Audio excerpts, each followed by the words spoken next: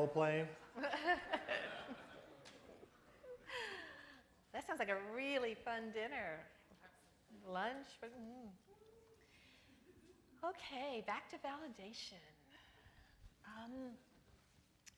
So throughout this, I've been talking about reasons to validate and why it's so important. And so I'm coming to the next one, which is one of my favorites. And it's really the idea about validating someone else and really trying to understand their internal experience is because half the time we don't see reality accurately ourselves. Half the time what we think we don't know. And we can be 100% sure, and we still don't know. So I want to try a little experiment. I want you to practice, really practice your observe skills. And so what I want you to do is I'm going to show a video. I'm going to show a video of people playing basketball.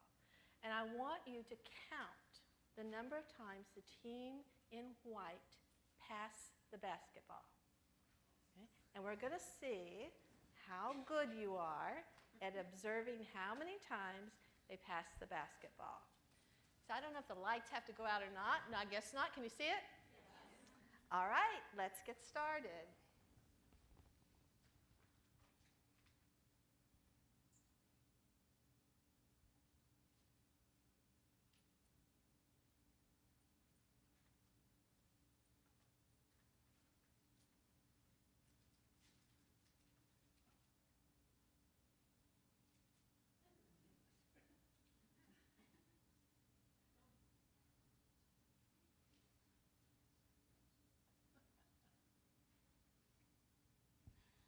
Okay, how many did you get? 17? 18? 17, 18. Anybody get anything any different? 19? 14. 14? 16? Okay, actually, how many people noticed something unusual in the video?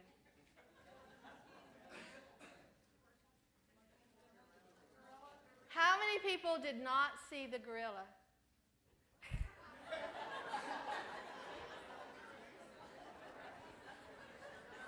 That's quite a lot of people missed the gorilla. Yep. Okay, is it possible to rewind so we can show the gorilla? People accuse me that there was no gorilla and I'm making it up. So watch for the gorilla come in from the side. I'm busy counting. I'm not noticing. What gorilla? It's not no gorilla. a little gorilla.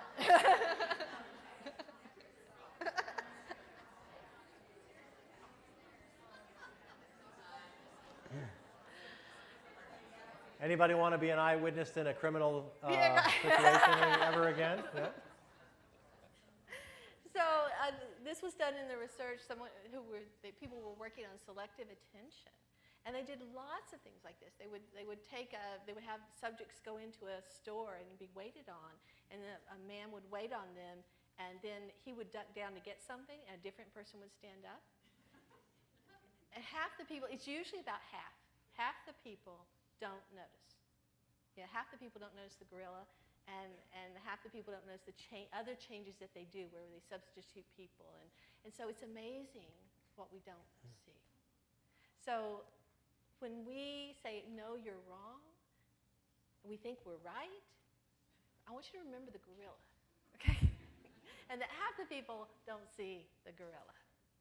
So one of the important things about validation is to recognize that we don't see things 100%. That's ridiculous. There's no gorilla. You're hallucinating again, Karen. See? Can you imagine what it would be like? In fact, I have an example. Okay, now, nobody tell my mother, all right? So never let your daughter grow up and be a psychologist. But when I was little, do any of you remember those fake fingernails? Those, wax things? Okay, well, I grew up in Appalachian Mountains on a farm, and I didn't know that we were in Appalachian Mountains until I was in college, but that's a different story. So it's like It was just home. yeah, it was just home, and everybody lived the same. But when I was sitting in sociology class in college, I said, wait a minute, poverty-ridden, the Appalachian, that's me. So again, that's the different point of view, I guess, where we talk about that, that I never had that view. But back to my mom. When I was little, things like store-bought things were special. Yeah, and so, because we grew everything on the farm, we ate food from the farm, she made our clothes, and so store-bought things were extra special. Now, I have a sister who's 4 years younger than I am, and Mom bought both of us a full set, both hands, of those wax fingernails, okay? Well, I had this desk in my room that I kept special things in, and so I put mine in there. And my sister, I don't know what she did with hers, but honest to God, really, she lost hers. But she comes crying upstairs with my mom saying, Karen took my fingernails. I didn't take her fingernails. Sure. That's what my mom said. She put her hands on her hips and she said, Karen, you have never put up anything in your life. Give those fingernails to your sister. That hurt me enough that I'm standing here, however many years later, telling you about it. How many?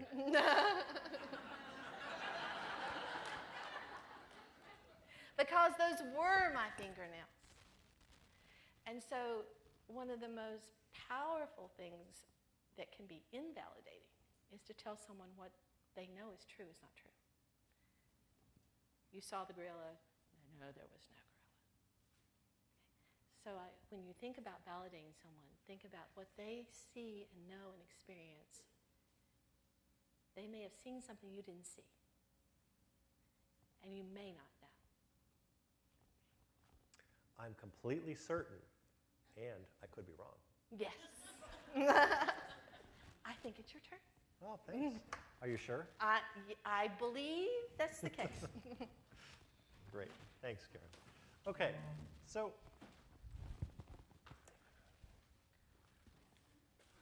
all right, at this point I want to be clear.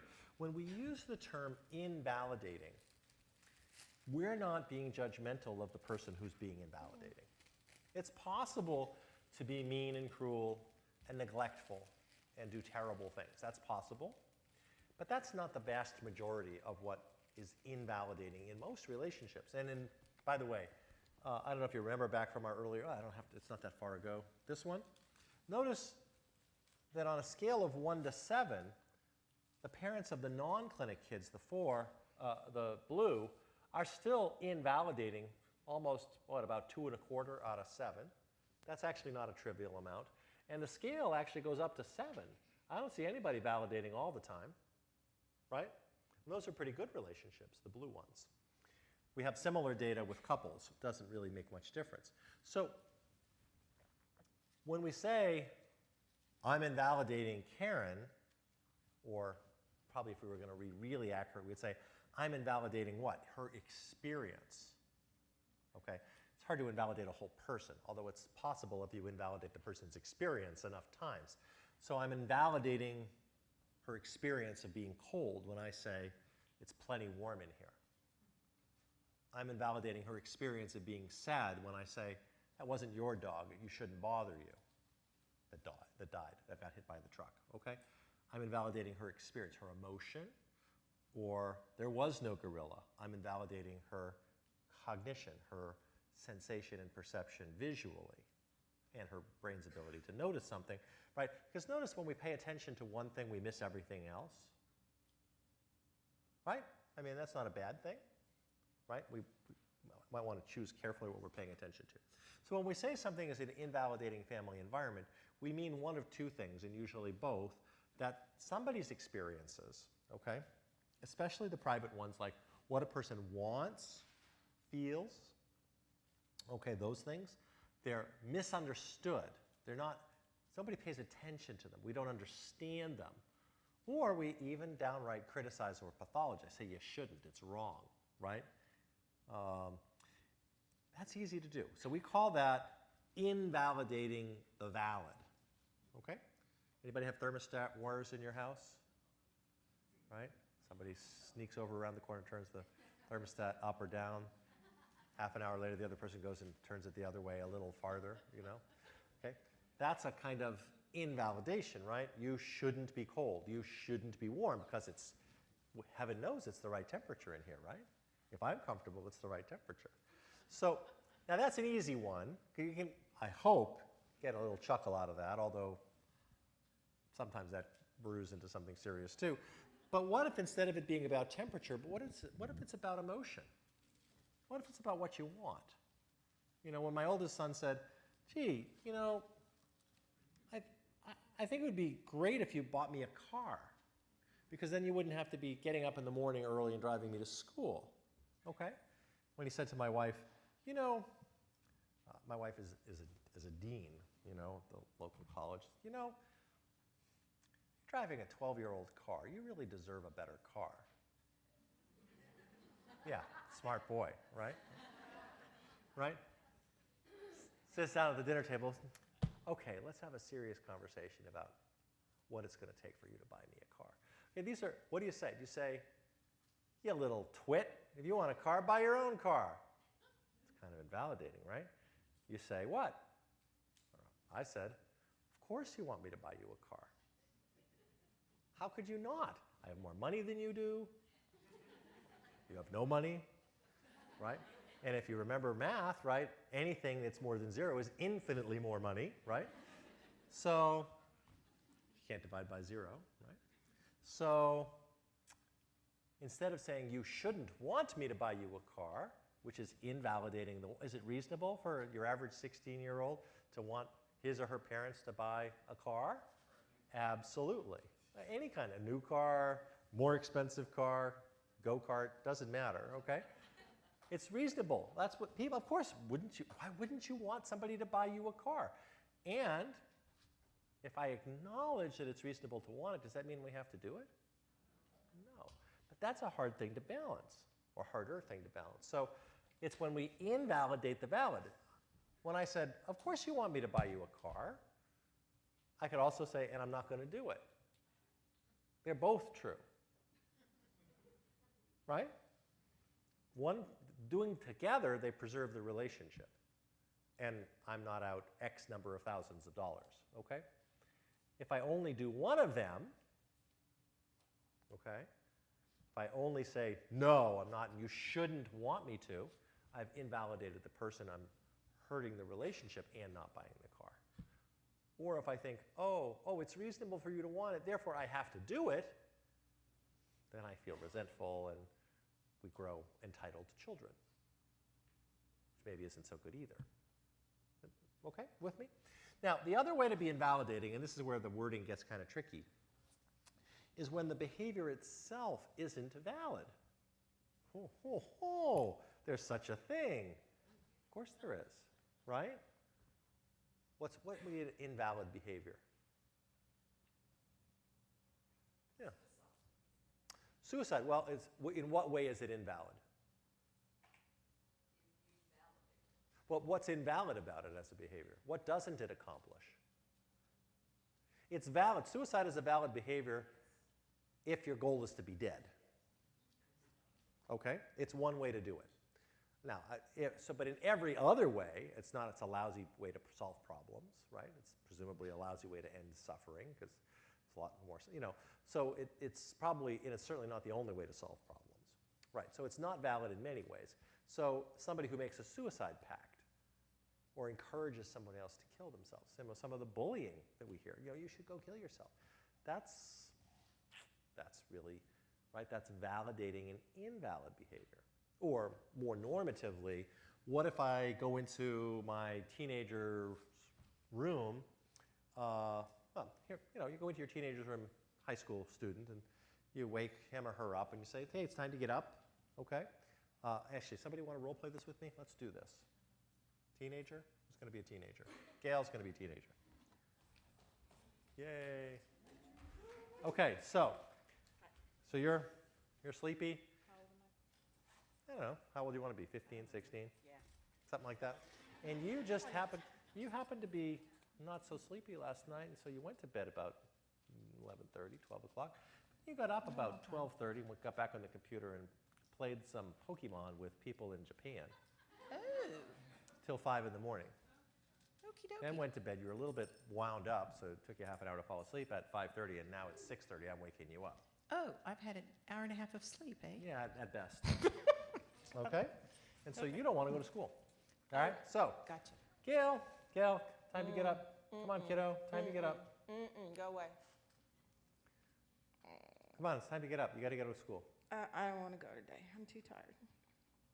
Well, you know, you got to sometimes, you know, you just got to do things even though you're tired. So come on, let's go. I'm just too tired. I won't stay awake. Were I'll you- fall asleep on my desk and I'll get in trouble, Why are and you then so- I'll be in school Were you suspension up and you'll get a playing phone video games again? call. Maybe. I have told you, okay, I'm not going to do it. You know what this looks like. Okay, now we're going to invalidate the valid. Okay, now let me try it slightly differently. Okay, see if you like this better. Come on, get up, kiddo. Come on. What's the matter? Come on, I'm get too up. tired. I don't want to You get up. tired? Like on a scale of 1 to 10, how tired are you? 11. 11. All right, sweetie. Look, you need to get your sleep. Okay. Okay. So Thank you. I'm going to make some lunch for you and leave it in the fridge for you. Okay. So hopefully, you know, whenever you get up, you'll have some food. Okay. Okay. If you need anything, call me. Okie dokie. Thanks, Dad. Anybody happy with my behavior? I am. Thank you. Now I want to point out I was validating. What was I validating? Invalid behavior. Okay? Sorry. Back to sleep she goes. Am I helping to create a functional adult here? I'm really not. I'm not helping to create a functional teenager here. Okay, so let's try it again. And now the tricky part here is I've got to validate the valid parts without validating the invalid parts and without invalidating the valid parts, and only invalidating the invalid parts, but only after I validated the valid parts first. I may get very confused because I'm very tired. All right, let me say it faster. You validate the valid, you don't invalidate the valid, you don't validate the invalid, you invalidate the invalid, but only after validating the valid first. Do you think he can do that a second time that fast? It's on the last slide, you'll see. I do this a lot. Don't push me on this, I got it down, okay? All right, so I hate to bring up bad memories, but think about it as math, right? Multiplication. A negative times a negative is still a positive. I can invalidate the invalid. That's actually okay. But it's still invalidating, so I'm going to try to do it very little. I'm going to try to find valid things to validate, if I can, because that's the thing that's the grease that makes it possible to reduce the friction. Okay? All right, sleepyhead. Come on, you got to go to school, Gail. Come on. I'm too tired. I can't All get right. up. You're really tired? I am. All right. Now I'm thinking in my head, I have an idea that she might have been up on the computer. So I'm going to touch you, okay? Okay, it doesn't feel like you have a fever. Not sick, just tired. Okay, up late? Okay. Come on, kiddo. Okay, look over here. Look over here. I know it's really hard to get out of bed when you're tired. That's right. Yeah, that's exactly right. You get the one eye, the pirate eye. Arrgh, I'm tired. You know. Okay. All right. I know this is really hard now. Maybe I even pull the blanket off. Say, come on, get your feet on the ground. What do you want for breakfast? I'm pulling her attention ahead. What do you want for breakfast? I will make you some pancakes. They will be ready for you when you get your sorry little ass out of bed into the shower. That was not very validating, Dad. I meant it. I was trying to be irreverent, but I know it's hard. I know it's hard. All right. So come on, feet. Come on, feet on the floor. I'm gonna fall asleep in class and I'm gonna get in Well, trouble. let's cross that bridge when we get to it. Let's get you out of bed and get some breakfast in you first. Okay? Come on. Let's go. Feet on the floor. Come on. Feet on the floor. That's it. Up you go. Up you go. Up you go. All right. Pancakes. Pancakes in 10. Shower immediately. Come on, out of the room. Move, Blueberry syrup. No problem there. Okay, Easy. I'll do that. Okay. All right, you see? Very good. Okay. So the validating the valid. What was the valid thing that I validated? Tired. She is tired, and it is difficult, right? It is. Anybody here ever have the alarm clock go off and didn't really want to go to work? Okay, now, Snooze button. everyone raise your hand, because if I don't believe it's not true. Okay, now how many of you went to work anyway? Sometimes. Okay, good. See, this is an adult skill. You go to work when you're tired, okay? Now, a lecture is not going to help her learn that skill, but I just actually taught her 2 things. I'm probably going to have to do it 30 more times, maybe 300. But how do you do it? You pay attention to something that's not the immediate misery. You have to bring your attention a little farther forward, and you have to move. You have to make small steps. I mean, in this case, they were literally steps, like get on the floor, get her feet on the floor. Actually, that's how you get yourself to do hard things. You think ahead of them, and you make the steps small. That's actually what we do. That's actually how we do hard things, right? If you've got a pile of dishes, that's what you do. You think about what you get to do after the dishes, and you do one dish. You don't think, I'm looking at this whole pile. You only look at the one in your hand. That's how you do hard things. I mean, I'm not trying to be complicated here, but that's it. Okay. So, thank you. Okay, great. So it's important not to validate invalid things, invalidate valid things. That leaves us 2 possibilities, validating the valid and invalidating the invalid. Okay, everybody okay with this? Yes. All right. So here's our 2-step. Step 1, somebody's got to express him or herself accurately. I'm tired. Okay, the only way it's going to be that, it's going to come out as, instead it might come out as, leave me alone. You don't understand. You're a jerk. Okay? That's not accurate expression, right? Where the hell have you been? Not accurate expression. Okay? Inaccurate expression is hard to validate, right? How would you know? Okay, so real example, kind of a nasty one, okay? True. So this teenage girl was having lots of problems in her life and had made a suicide threat, ended up in the hospital, came out of the hospital doing a little better, but was very wary about going back to hospital. How were her friends going to treat her? You know, she's, I don't remember, 14, 15, 16, something like that. So she's gone back to school after being in the hospital for a couple of weeks. So now that's all. I'm going to be the dad, okay? Somebody want to be the teenager? I need a teenager. Elizabeth? Who? Elizabeth. Rose? Yeah? Yes. Where did you go? Can you be a teenager? Yeah. All right, so here's what you know and I don't know. At school, okay, you went, this is your first day back, and you went to eat lunch with your usual friends. They were ahead of you in the lunch line, the 3 of them. And then they sat at a table that had 3 empty chairs. How do you feel? Really left out, okay? Now, what you don't know, because they didn't say anything, is you don't know if this is just incidental, they were insensitive, they don't know what to do, or if they were excluding you, shunning you. You don't know that. And so you've managed to get through the rest of the day feeling terrible, and your plan, okay, is to come home, go upstairs, be by yourself, put on some soothing music, lie in your bed and cry for a while. That's your plan. And chances are that actually that will help you feel better, okay, that you believe it anyway. And maybe you've even talked to your therapist about this, so that actually maybe some soothing music and just removing yourself from a difficult situation and giving yourself a chance to calm down. That's your goal. You're not actually thinking about suicide, okay? You're not thinking about drug use. You're just thinking, this is terrible, I can't stand it, I want to go lie on my bed and be alone for a few minutes and listen to some soothing music, okay? But you come home, and you hold it together, but actually what happens is as soon as you walk through the door, it's home. So you it all falls apart. So you slam your books, and you slam the door, and you run upstairs, okay? And I'm home. I'm dad. All right, so come home. And I'm now, okay, now by the way, I'm Dad. Why am I home at 2:30 on a Monday afternoon? Because I'm scared to death. This is her first day back. Is she okay? Okay? I've had many conversations with my wife about which one of us is going to be home. I'm missing work. I'm kind of anxious about that. I'm a little embarrassed because now people know our business. Okay?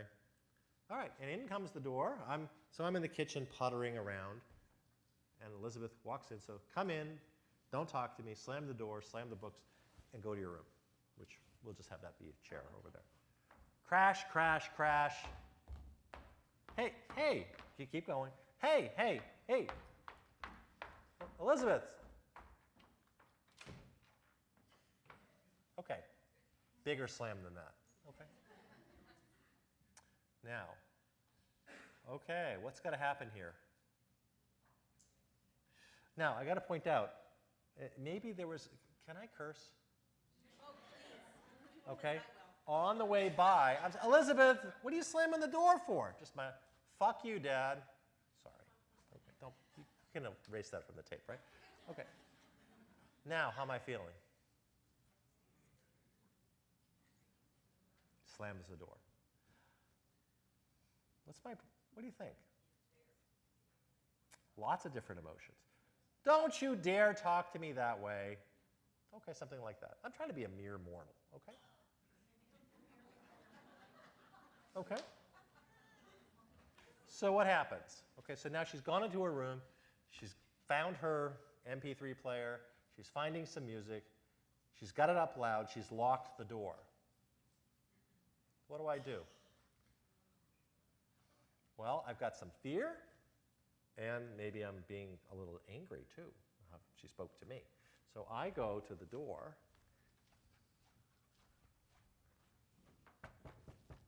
Elizabeth. What? No, no, no. Oh. You've got your earbuds in. Oh, You don't sorry. hear me. Elizabeth, open the door. Okay, what's happening? Where's my arousal going? All right, I've got to, she's not answering.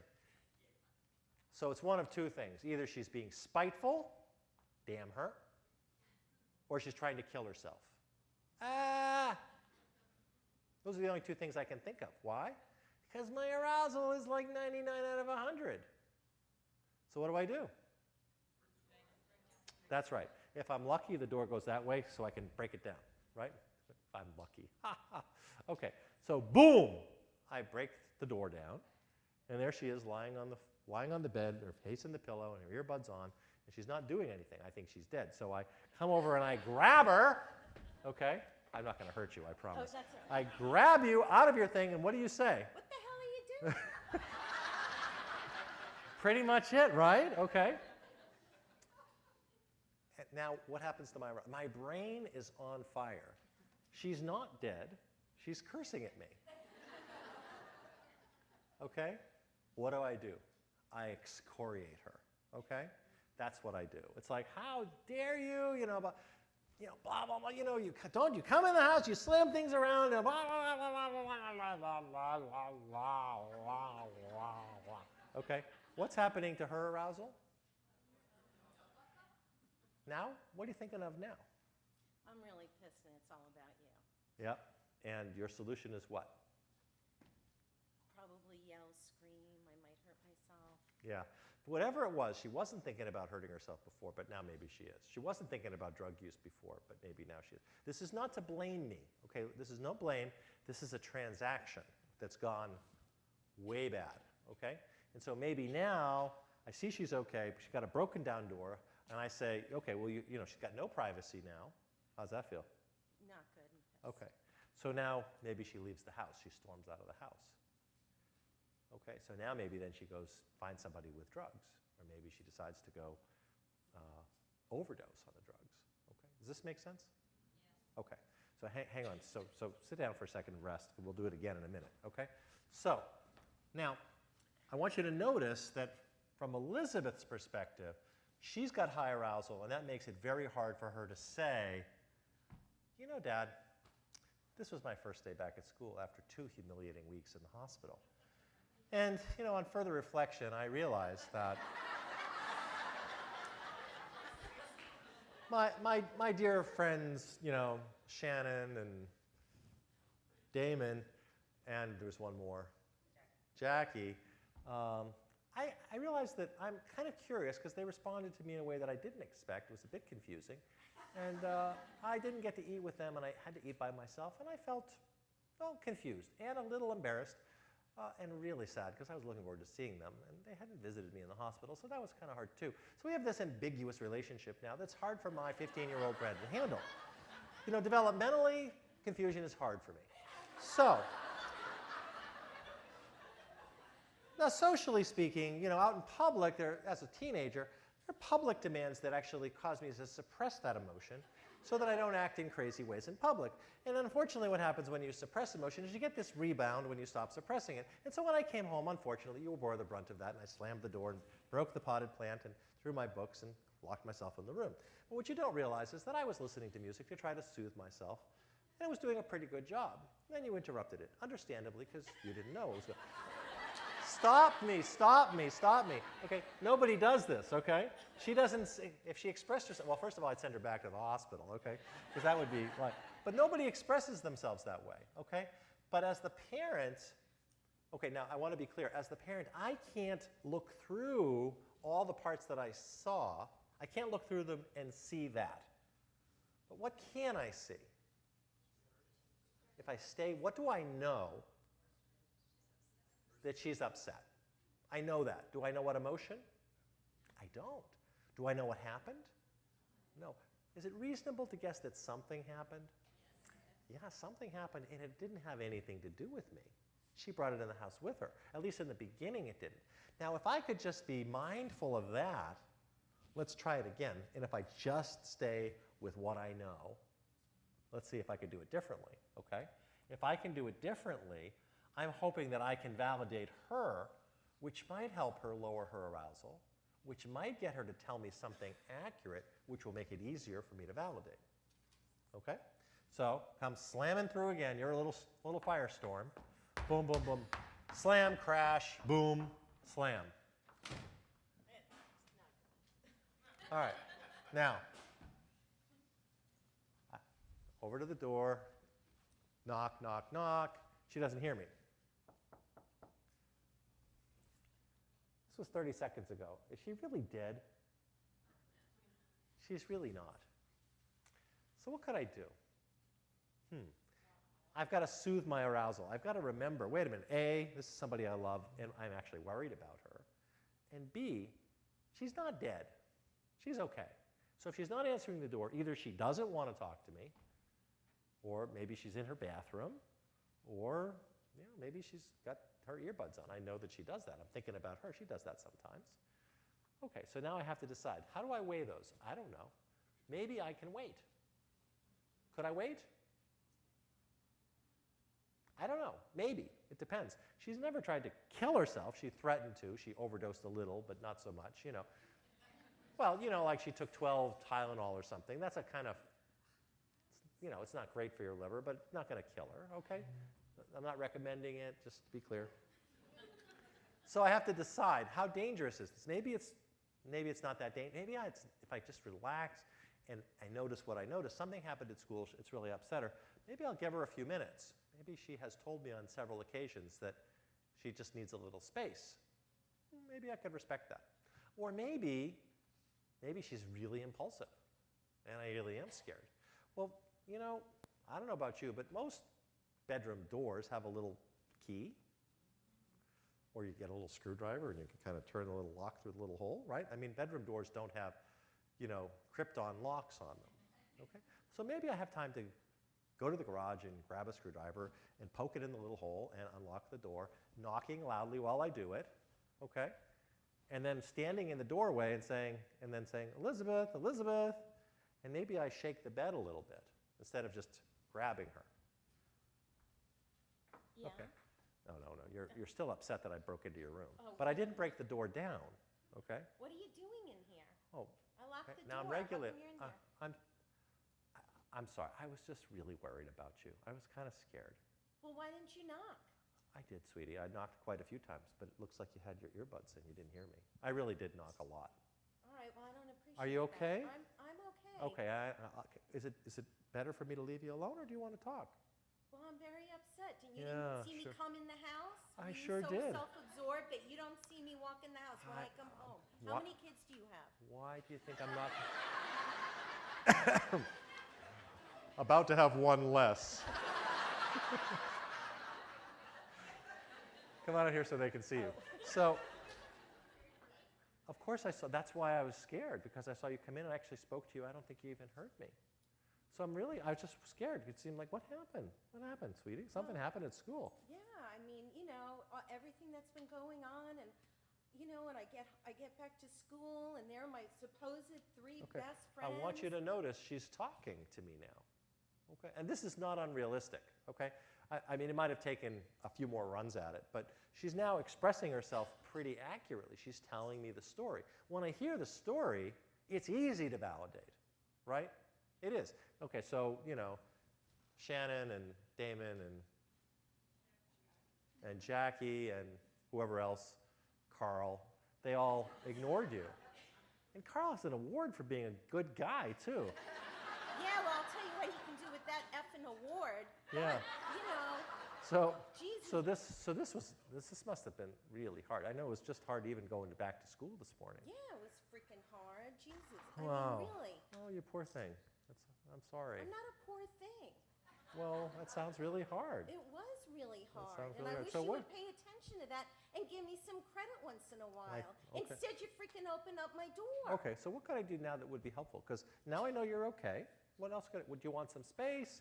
Do you want to come and help me make dinner? I don't know What what would you want. like? I'm not making dinner. I just No. got out of a freaking hospital, and there you go again. Now I got chores no, to do. I'm not- Where's the list? No. I'm not sloughing dinner off on you. I'm making dinner. I thought maybe you might want to come and sit with me and chat in the kitchen. That's all I meant. I don't know. Think about it. Okay. Can I come back and check on you in 20 minutes if you don't come down? Well, if I lock the door, I mean, please just knock a little louder next time, or text message me. I have my cell phone. That's a great idea. I would appreciate that. That's a great I mean, idea. you texting me all the other time. Are you okay? What are you doing? You out of the bathroom Good yet? point. Yeah. There's a freaking time limit on it. Yes, you can text me. Okay, great. Well, I'll be in the kitchen if you want anything. All right, thank you. Okay. Good job. Okay. Now, there's a little bit of a firestorm going on there. You've got to have a little bit of an asbestos suit, okay? Right? And notice I didn't jump on the bandwagon that Jackie and Dannon and Shannon are Damon, they're terrible people. Notice I didn't do that. It's because these are her best friends. If I say that they're big jerks, now I'm threatening her social network, okay? Notice I just said that's got to be really hard, because that does have to be really hard. I could be more specific, but I didn't have the sense that she wanted more than that. But I gave her lots of room, and now I'm sure she's safe. There's no hints. Notice I didn't say, are you thinking about killing yourself? How would that feel if I had said, are you thinking about killing yourself? That would actually like, it's like, okay. Does this make sense? Do you want to comment on the role play? I thought you did a great job. Well, that wasn't what I meant so much, but what if your loved one rages and screams and scares you with his or her behavior? That seemed to go along. Well, then, you run away screaming and move to another state. I have two answers to that. If the crisis, sometimes, how do I say this? Sometimes you have a fire that burns so hot, okay, that the tools you have available to you don't really cool it down, okay?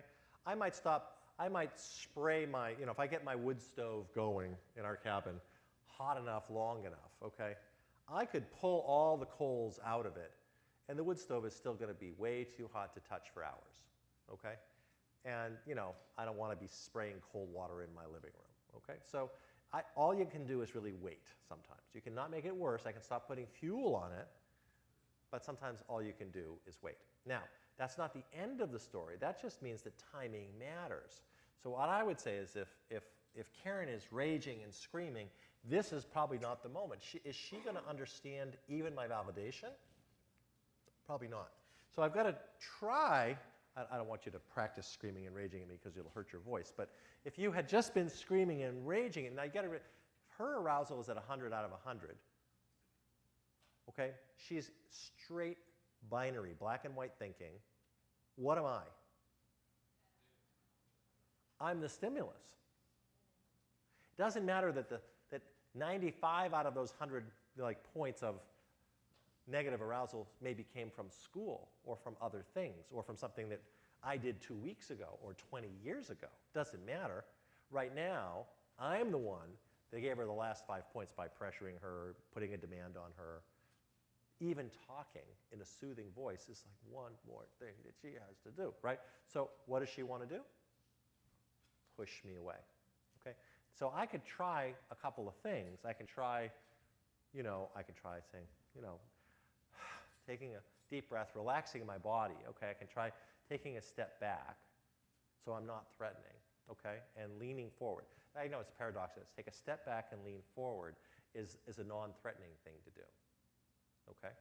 Maybe that gets through. But if she's on fire at 100 out of 100, I don't think there's probably much I can do at that moment, except not make it worse. So my goal is now, in this moment, to not make it worse and to temporarily withdraw. Temporarily, emphasize on that. And so it might be, I might try touch. That might just flip her out, okay?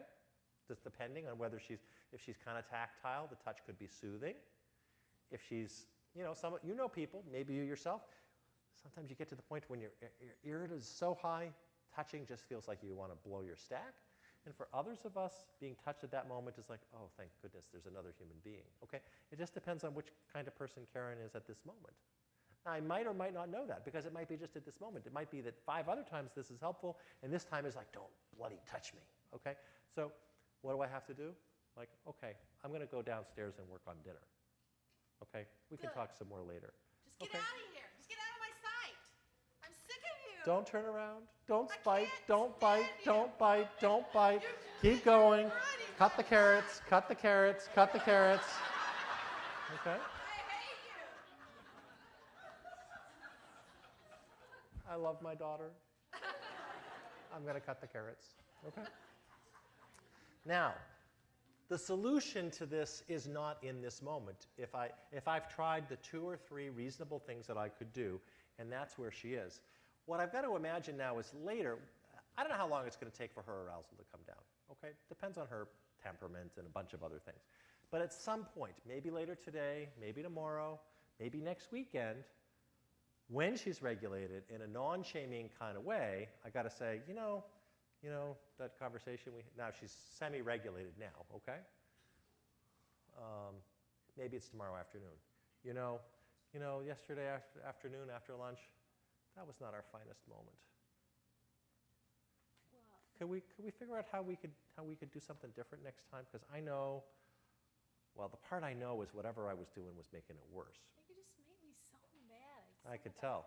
I just can't help it. So could we just talk about what I could do differently, maybe what you could do differently to not have it crash and burn like that? Because that was painful for both of us.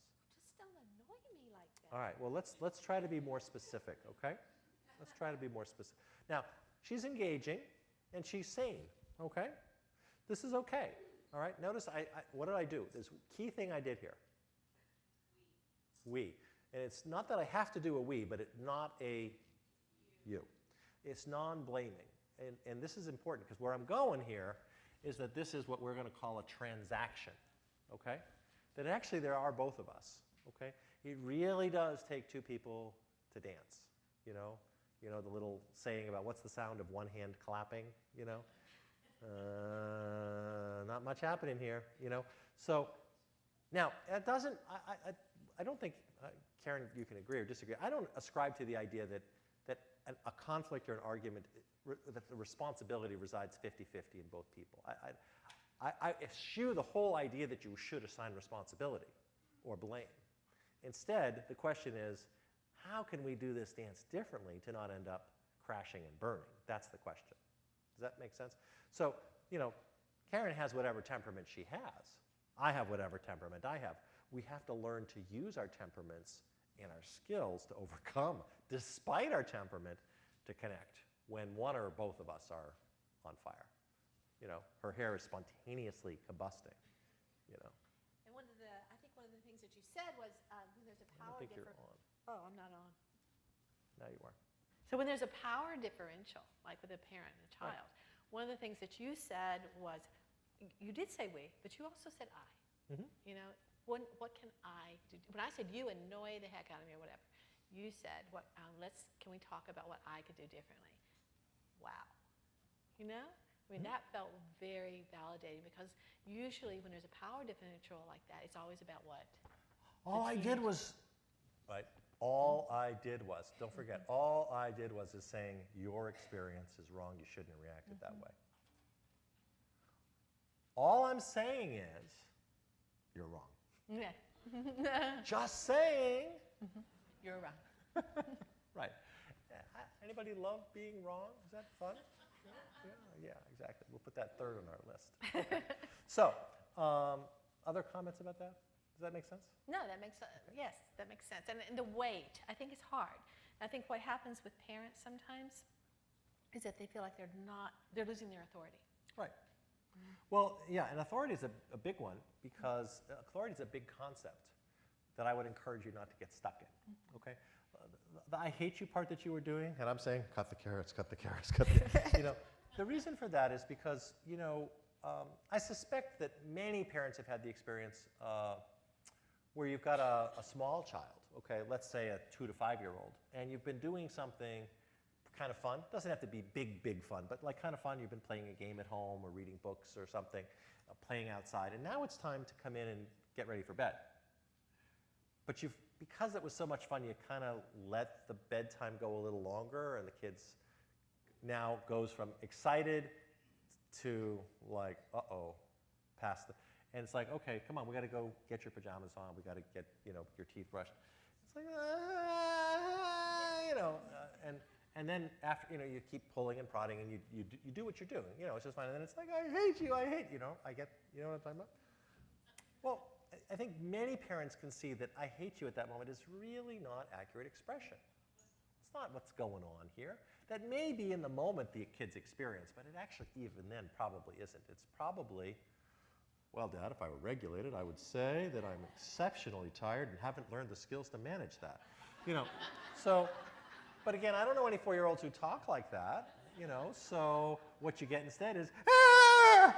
Or I hate you, or something like that. And so as parents, but also as partners, it's important to accept that brutal statement as a statement of the person's experience, but not necessarily take it literally, but look past it to say, okay, this person's really suffering right now. And maybe we understand it. In the case of the 4-year-old we kind of understand it. But maybe if Karen's the 15-year-old, I don't understand it. I don't know I really have no idea what I was doing that was so annoying. I was asking her how her day was. How is that so annoying? Now, I got to say, if you ever had teenagers, it's not that unusual. This is a normative behavior on some days to say, how was your day? It's like, oh, what the hell is wrong with you? Why are you always on my case? It's like, that is always not asking questions. Yeah, it's like, which is just, and of course there's like a certain,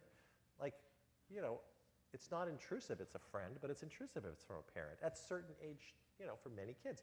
It's not that it's great as the parent, but it doesn't mean the kid's not safe or is disrespectful or whatever those things are that we get stuck on. Okay? So go ahead. Well, I think one of the things sometimes that gets in the way of validation is the idea of blame. Absolutely. And blame and responsibility get confused. So, like, I remember one call I got one time from a family, and they're standing in the driveway trying to get ready to go on vacation. And they're, like, on opposite sides of the car, the mom and the dad, and the teenager. And they're screaming at each other about who forgot to gas the car up. Okay? And so it's like, you were supposed to do it. No, you said you would do it. You had the car this morning? Well, and if your son would ever put gas in after he goes somewhere, now he's now my we're going to son. be late. And We're like an old married couple. We can just do this like that, And that's what's happening. And what we really need is some problem solving. Who's going to put gas in a car so we can leave? And the blame, all it does is destroy the relationship. And I think we confuse blame. Fun time in the car for the next 12 hours. Yeah, and a vacation. Boy, it's lovely. starting. Right. All right, so let's talk about this in transactional terms, okay? So here's a model for getting dysregulated. And this could be a model for anybody at any time getting dysregulated. That's the idea, if it's any good anyway. So what happens is you start with the green box. Always starts with an event. Something happens. Could be more than one thing, but something happens. In this case, with Elizabeth, what the something happened was this incident at school. Now, the event itself has an arrow. That's the straight down arrow that causes a certain amount of emotional arousal. And in this case, what was her primary emotion? Sadness and a little bit of shame, right? Shame is a social emotion. She's being, you know, possibly, it could reasonably feel like she's being ostracized or shunned. It's not clear that's what the friends meant, but she could feel embarrassed. You know, she's coming back to school after being in a hospital. Kids don't always know how to handle that. She's feeling awkward. So the event itself creates some emotion. Okay? Now I want you to notice there are other sources of emotion, other arrows pointing at that box. Now one of them is the high emotion vulnerability. Now, high emotion vulnerability, actually, there are a lot of sources of vulnerability. Okay, one of them is just temperamental. Are we sensitive people or not sensitive people? Are we reactive people or not reactive people? When we do get upset, do we come right back down, or does it take us hours to relax? Everybody's different on these dimensions, okay? Some of us are very sensitive, okay? Who can you predict, what classes of people can you predict are sensitive? Therapist. Therapist, exactly. Otherwise, okay, you start telling me about your problems, I say, so? You know, it's hard to make a living when you say, so, to your clients. Like, so, big deal, why are you here? Buck up, you know? That wouldn't bother me, okay? This doesn't work well, okay? So, therapists are a sensitive group, okay? So sensitivity, you better answer this one right. Is sensitivity a bad thing? Thank you. Right. Okay, it's also not, I mean, it's no good or bad, right? Now, just think about sensitivity a little bit like hearing, right? Somebody who has sensitive hearing, we can know two things about them, right? One is that they can hear things the rest of us can't hear. The sound waves are really there. This is not a hallucination, right? When my wife and I are out to dinner, she says, did you hear what that couple just said? I say, oh no, honey, I was paying attention to you, you know. So the reality is I don't hear anything, you know. So, right? Better hearing, okay? That's one, so you hear things other people don't hear, which makes it easier to get invalidated. Person's, did you hear what she said under her breath? You know, I mean, I don't think she did, but I mean, if she did, like you didn't hear, oh, geez, Alan, you're being so critical. But I did hear it. I heard that little grumble. Okay, and the other thing is that we know about people with sensitive hearing is that loud noises hurt more. So think about sensitive emotion. That means that you pick up emotion that other people don't pick up, and you get invalidated for it because other people say that wasn't there, but it really was. Okay? And the other thing is that big events hurt more. Makes sense. So if Elizabeth is sensitive, not having lunch with her friends hurts more than maybe somebody who's not sensitive. Okay, that's just temperament. Now then there's also today's biology. Okay, did she get a good night's sleep? Did she have breakfast? Any caffeine in her life? Right? Other kinds of things, substances, okay? These can make us more or less sensitive also. And then there's also what happened 5 minutes ago, right? If you show up at work on a Monday morning, just any of us, okay, and we had a nice weekend, we got a good night's sleep on Sunday night, we exercised on Sunday, we had a healthy breakfast, we had our ordinary amount of caffeine in the morning, whatever that is, and someone who loves us gave us a hug and a kiss on the way out the door. We are less vulnerable to our day at work than if it's Monday morning and we were out drinking last night, okay, didn't exercise, okay, we were drinking alone, okay, didn't get to sleep till late, Okay, wake up in the morning a little late because we didn't get much sleep, so skipped breakfast. Okay, had a little bit of a headache from the drinking. Okay, and then tried to compensate for being tired, not having enough sleep by having too much coffee or too much energy drink or something.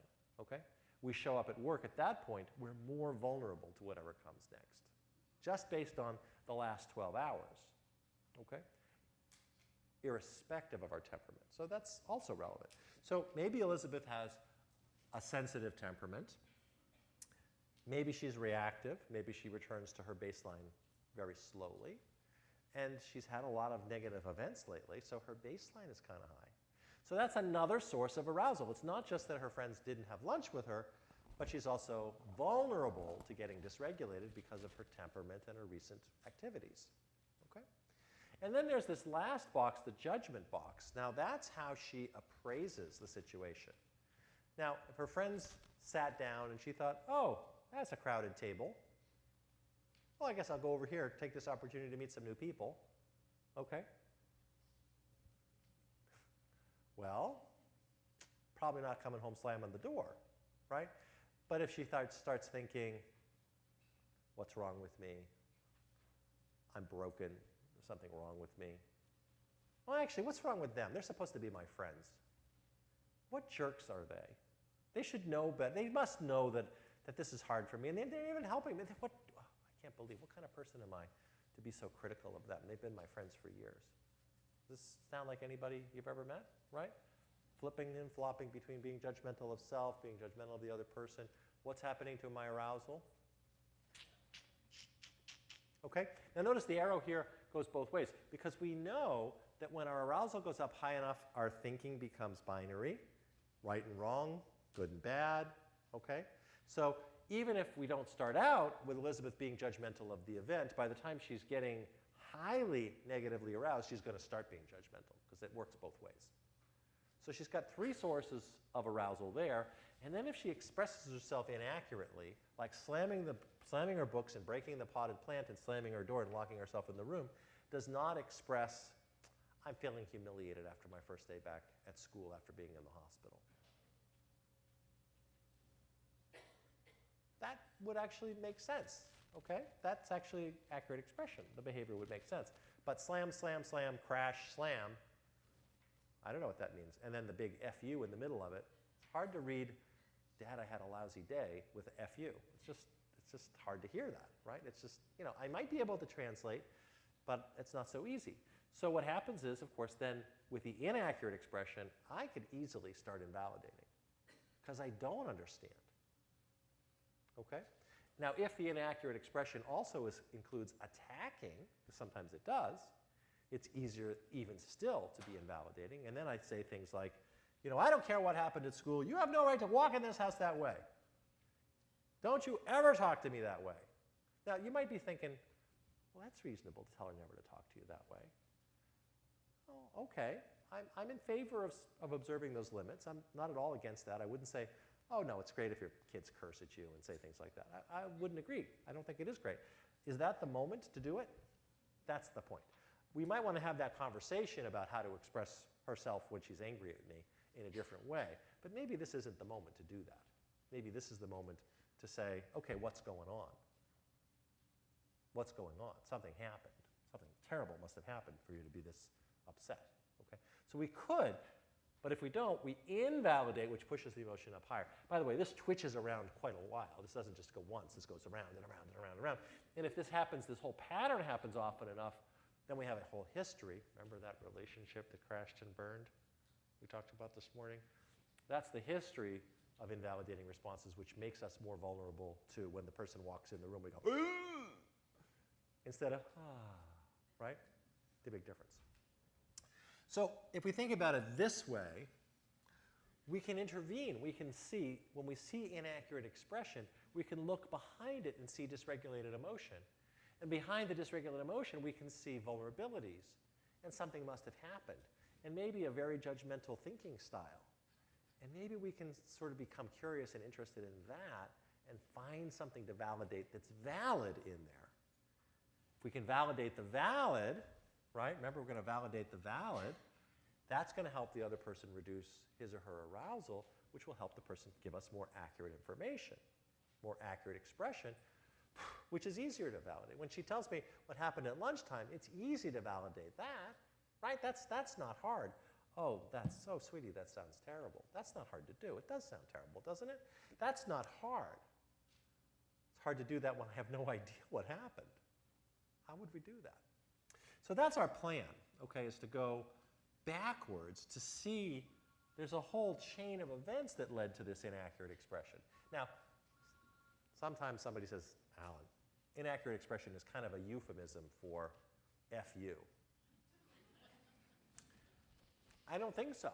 Yes, of course, and it's a euphemism in some way, but it's actually a pretty good way to start, saying, okay, that's not accurately expressing something. And I didn't like it. By the way, you don't have to like the expression, okay? And there are many, many things we can do about not liking and trying to get the person to change. But if one person is attacking, how useful is it to just be bigger? That's the question, you know? I don't think, you know, I'm not going to go into politics about this, but I'm not sure that's a healthy way of responding. All right, so how are we going to do this? How are we going to create this more validating environment? Okay. I would say it all starts with awareness. Now, where are we for time? How are we doing for time? 10 more minutes. Oh, good. 2:30. Yeah, we're supposed to take a break at 2:30. 2:50? 2:50. Okay, so we'll take a break in just a few minutes. All right, so we have to start with awareness. Now, awareness, this is tricky, okay? Because what we choose to pay attention to makes an enormous difference. But sometimes there's an enormous stimulus. It's very hard not to pay attention to it, right? But the enormous stimulus may not be the effective stimulus, right? Just like with the gorilla example, okay? If you're gonna win $1,000, if you can get the number of passes that the white shirted team made, you're gonna count them and you might miss the gorilla, okay? Or you might be distracted by the gorilla and miscount, okay? Or you miss both. Or you miss both. There were actually 15 passes. There were 15? Is that the right number? That's the says who? No. So how we make decisions about what we pay attention to is really important. Now, the good news is there are a few relatively easy things that if we keep remembering them and we practice remembering them, they never mess us up, okay? Like if you remember, this is somebody I love, that will not mess you up. It can't. Because this could be somebody I love, and I still might not like what she's doing, okay? But they're both true. It's not like one of them is true and it makes the other one false. If I forget this is somebody I love, and I really don't like what the person's doing, I could respond in a way that actually is hurtful instead of it being effective. Or if I think, oh, well, because I love the person, it shouldn't bother me. Well, it really does bother me. Well, then I don't do anything about trying to change it. And then, of course, it bothers me more. And then we have more problems. So actually, staying aware, now, we use the term sometimes, the term wise mind. It's like in our heart of hearts, when our emotions are steady and stable, what really matters to us, okay? Paying attention to that, knowing what that is, okay? And for most people, those aren't complicated things, right? We want somebody we love, we want to have a relationship with that person that's better, always better, never worse, right? Can you think of anybody you have a good relationship with that you want the relationship to be worse? That would be very strange, okay? So it almost always involves remembering this is somebody you care about, somebody you love, and there are also goals, things that we care about. All right, now the words we use for this are mindfulness when it's about our own experience, and relationship mindfulness when it's trying to pay attention to another person's experience. Now, our definition of mindfulness is a pretty standard one. Lots of people use this. So it's just paying attention on purpose, okay, right now, to what's going on right now, and without any judgments. Because judgments are a spin. They're a concept. They're not description, okay? So paying attention on purpose right now, no judgments. Pretty standard definition. Now, I would argue that when we do that, when we're mindful, that actually means that we live in reality. Okay, let me give you an example. All right, so if I get in my car, okay, so let's say I've got so my car is 3 years old. Okay, I have a 3-year-old car. I get in my car. I'm running a little bit late to work. I've got a meeting or a class to teach or a client or something at 8 o'clock, and it takes me 10 minutes to get to work, so I'm getting in my car at 10 minutes to 8, okay? I probably would have been good for me to have left 20 minutes ago, but, you know, I'm going to cut it right to the corner, okay? So I'm getting in my car and turn the key, nothing happens. Try it again, nothing happens.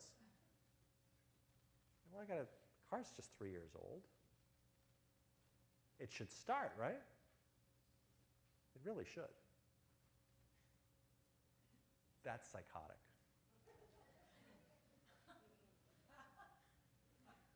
A car that doesn't start shouldn't start. Let's just be clear. A car that won't start should not start. How could it? You with me? So when I sit there and I pound on the dashboard and say, this shouldn't be happening, I'm being psychotic. And I'm actually sincere. Now, it's not a psychotic disorder. It's a brief reactive psychosis, okay? Fairly short-lived. Why is my car not starting? Well, if you're a mechanic, you might start with a battery. Okay, I'm not a mechanic, but I think that's a reasonable place to start. And I find out that my battery is dead. How could a car start if it has a dead battery? It can't. So when I say it should start, I'm trying to defy the laws of physics. I'm not living in reality. I'm living in a dream world. Do you see that? I know, this is not the way you're used to thinking. Well, let's try it on, because this is going to be a successful way of thinking.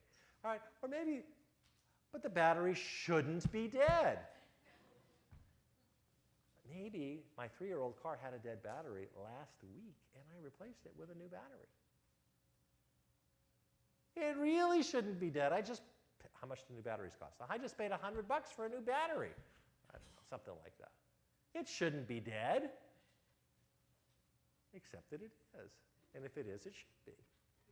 Why? Because something must have happened. Somebody left the lights on for the whole weekend. How could a battery not be dead if you leave the lights on all weekend? Wouldn't that drain the battery? How could you expect a battery to be okay? I'm going to keep doing this until you tell me to stop, okay? Right? Maybe the alternator is dead.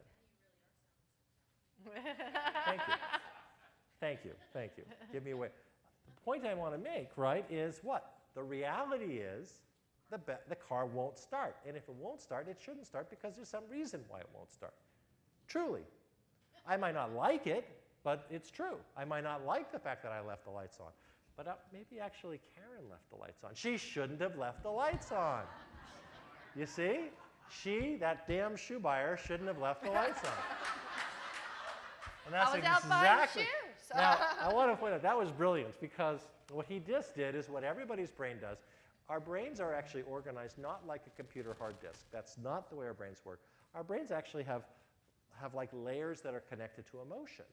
And so now if I'm judgmental about the car, I get what emotion if I'm judgmental? I'm angry. And what was the last thing I was angry about? So what do I remember? I remember the shoes. It could have been 2 weeks ago, but this is actually the way our brains work. This is why when you're angry with your child, when you're angry with your partner, you're flooded with all the things they've ever done to screw you up. And this is why when you're having that loving moment, you can't imagine why you were angry. You can't even remember why you were angry because our memory is not organized that way, okay? Now, the solution is not to give your kids Quaaludes, okay? Let's just be clear. Okay, so if we're mindful, we accept reality, and what happens? I can't start the car. What is the reality here? Let's describe reality. The car won't start. What else? Well, no, you're problem solving. That's the future. No, This moment. What else is true about this moment? I want to go to work, and I'm not. Therefore, I feel frustrated. It seems reasonable. Anxious. Depending on what the consequences are, I might be afraid. And maybe a little bit guilty that I stopped and had another cup of coffee in the kitchen instead of getting myself into the car earlier. Because I might have had time to jump start the car or call somebody for a ride, or I might even have time to get somebody to drive me. I mean, maybe. So there's some emotion going on, right? That's reality, okay? Now, if I notice those things, how's my arousal? It's kind of reasonable. I can think straight. So now I can think, how am I going to get to work? And then depending on what's supposed to do at 8 o'clock, I might think, oh, thank heavens, I have a good excuse not to go to my meeting. That's what I would think. Oh, great. I can fix the car instead of going to my meeting. I hate meetings. Well, most meetings. But that's another story, okay? So, but if it's something else, if it's my 8 o'clock in the morning class that I teach on Tuesdays and Thursdays, well, then there's 90 people sitting there that, without me up in front, that's not good form, okay? I got to get there. I could be 2 minutes late and live through it, but I got to get moving. I got to find a way to get there. So I can problem solve that, because that's important. I can think, oh, this is something I could miss. It's not that big a deal. Or something I really can't. I got to get there as quickly as possible. Do I have time to fix the car, or do I have to just abandon the car, get to work, worry about the car later? Okay? I can think straight because my arousal's moderate. I don't like it. I wish it weren't the case. I wish that she hadn't left the lights on, or I wish that I hadn't left the lights on, or I wish that cars came with better batteries. I mean, I could wish all those things. But the reality is, I'm not going right now in my car, okay? And that brings up the gorilla again, because our memories of our own contribution to problems are terrible. Right? And we remember what other people do much better. So he probably remembers that I took the car out to get shoes, but he forgets that after that, he took the car. No, I couldn't have. It couldn't have been me. Oh, yeah. I did, didn't I? I'm sure that has never happened to anybody else. Yeah. Remember, I'm absolutely certain, and I could be wrong. By the way, I've learned that in my household. I embrace that. I humbly tell you, the number of times that I've been certain and ended up certainly wrong, I don't want to admit to them. I've stopped counting. It's a big number, okay? And it's just so much nicer for me to say, when somebody says, well, why did I say, I remember it differently, but my memory stinks. It's just freeing. That's true. I don't think I'm not saying, by the way, my memory is worse than your memory. That could be true, but it might be better than yours too. It doesn't really matter. The point is, it's inaccurate. How am I going to get to work, sweetie? Will you give me a ride? Yes, we're going to solve the problem. But if I come in, why did you leave the lights on in my car? It wasn't me. I haven't Never driven your car in a week. No, it's never you. You went and bought 2 pairs of shoes You on always Saturday. What do shoes have to do with this? If you would. Even they are getting tired of this, okay? So imagine how we feel week after week after week, okay? It's the same idea. All right, so if we're going to help ourselves become more mindful and more relationally mindful, we have to recognize how they go together, okay? Now, mindfulness is tricky, okay? I don't know if you read this, but Jeremy says, my new philosophy is to live in the moment, okay? Be mindful. Unless the moment, sucks, and then I want to live in some other moment. Okay? That's the thing about mindfulness. Mindfulness is a lovely thing to do when it's pleasant, because it means if you're having the world's best chocolate and you're a chocolate lover, and you're mindful of it, you get to enjoy the thing fully. You don't miss it. You don't wake up and say, wait a minute, I was just having what happened to my dessert?